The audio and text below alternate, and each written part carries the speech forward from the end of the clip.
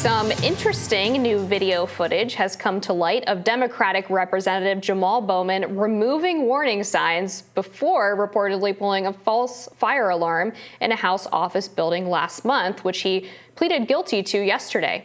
Bowman says he has struck a deal with D.C. Attorney General Brian Schwab to have the fire alarm expunged from his record once he pays a fine.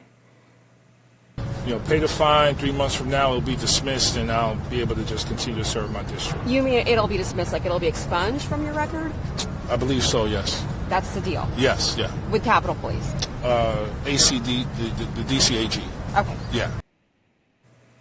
Here's House Minority Leader Hakeem Jeffries answering questions on Jamaal Bowman's actions last month. Bowman obviously went through the arraignment process this morning. I'm curious if there's a censure resolution that's been introduced against him. Is what he's done and admitted to in court worthy of censure? Not in my view.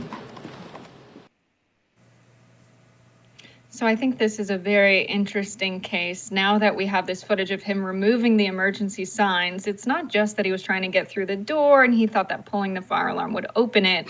I made an excuse for Jamaal Bowman, having grown up near New York City and taking the subway dozens of times.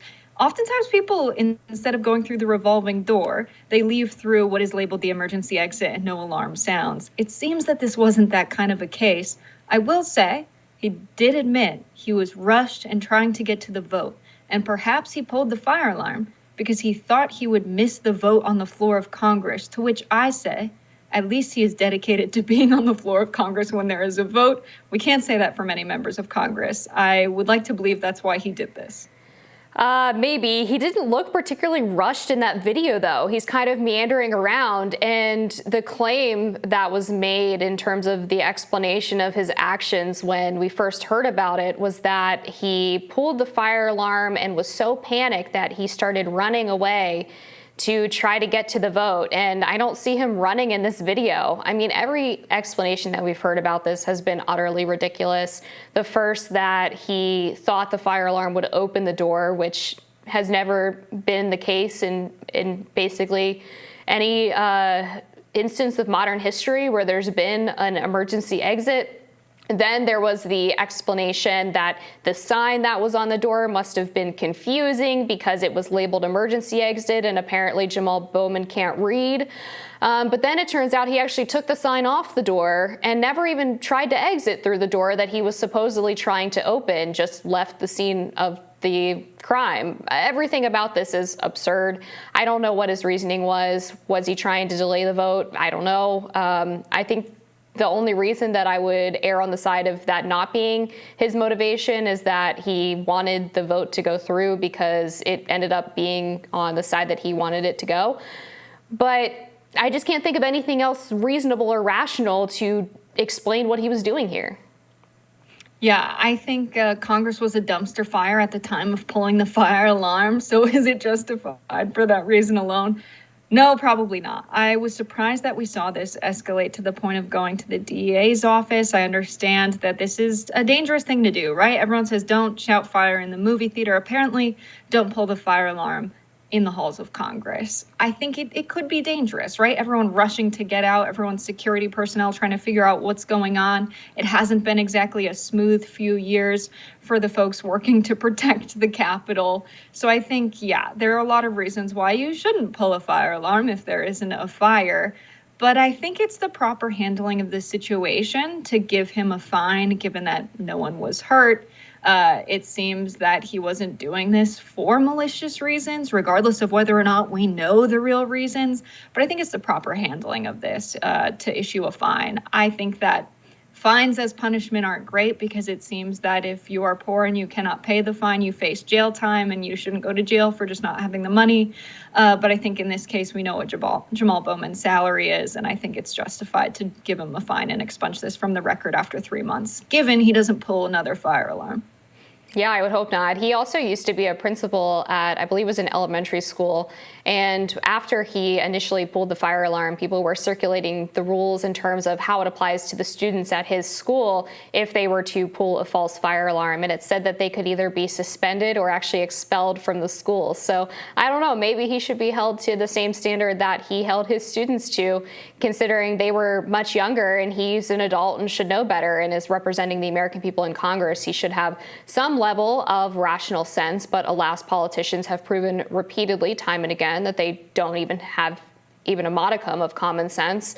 I think the bigger story for me here, beyond Jamaal Bowman's actions, was how quickly his colleagues came to his defense and tried to come up with all of these crazy explanations for what he did, tried to say that it was no big deal, tried to say that he was just rushing to the vote and he didn't know what he was doing. And then the video comes out and immediately debunks all of it. I think it's a good reminder to all of us of how political parties play this game with each other on Capitol Hill. They're so quick to blindly defend each other, to make excuses for just about anything if it's someone who's seen as being on their team. And that type of tribal mindset comes at the expense of the American people who knew that they were being lied to about something as silly as pulling a fire alarm. Yeah, I think it's interesting that all of the Democrats came to his defense. It makes me wonder if this was a premeditated thing, if they had some kind of a plan. And because I'm sure Jamaal Bowman has sit across a desk from a student who has pulled a fire alarm and heard the reasoning. You know, I pulled the fire alarm because I had a test coming up I wasn't prepared for and I didn't want to take it. So I decided to disrupt the entire school so that I could take it tomorrow after I study. He's probably heard the reasons. He could have been the one to talk to Hakeem Jeffries and other Democrats and say, listen, they're going to scheme some more. This vote might not go our way if we give them more time to convene with each other. So here's my plan.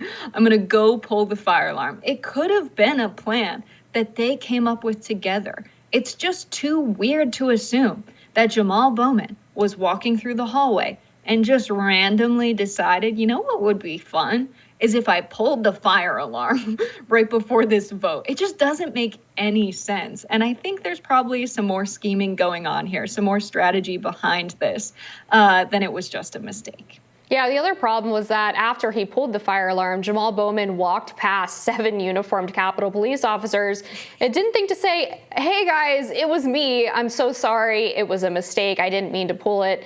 It's a false alarm. Instead, he just went right past them and let them to their own devices to try to figure out what the heck was going on. And to your point, this is a government building. This is a building that requires top-notch security. Hasn't always been the best in the past. On the January 6th riot, for example, Capitol Police found themselves quickly overwhelmed and unprepared for what happened on that day. So you know that they're going to take something like this incredibly seriously. They're going to have major concerns about what's going on. And this wasn't the Capitol building. I believe this was one of the House office buildings, which makes it even stranger because you're less likely to have tourists in there. It's more likely to be a member of an office or their staff member, in which case you would think it would be less likely for a false fire alarm to be pulled. But knowing what we do about politicians, maybe it's actually more likely. Yeah, I'm a fan of Fire Alarm Gate. I think it's one of the more interesting of the recent controversies in the halls of Congress. What an absolute mess this vote for Speaker has been. Honestly, I wouldn't be surprised if a lot of members of Congress were sleep deprived and not in their best mental state. You know, it could have been an intrusive thought from Jamaal Bowman that he decided to act on. It could have been like, you know, I've always wanted to do this. I haven't thought of him as this kind of chaotic, neutral individual as far as moral alignments go. But maybe he just wanted to see what would happen. And it was an intrusive thought from a sleep-deprived Jamaal Bowman. But I think going back to the strategy, is Jamaal Bowman the guy for the job? I mean, he has a background in organizing. Direct action is a part of organizing. Would he lose votes in his district from doing this? I think he would be the guy for the job if I were to convene members of Congress and be like, all right, one of us has to do this. It can't be our staffers because we'll have to fire them. It has to be one of us. I can really see this being game planned. Yeah, I actually can too. And, you know, based on people I've talked to about Jamaal Bowman, they don't really identify him as the sharpest tool in the shed. So it would make sense for him to be the sort of convenient fall guy who was willing to go along with whatever leadership told him to do and just play dumb because maybe he actually is. We'll be back with more Rising after this.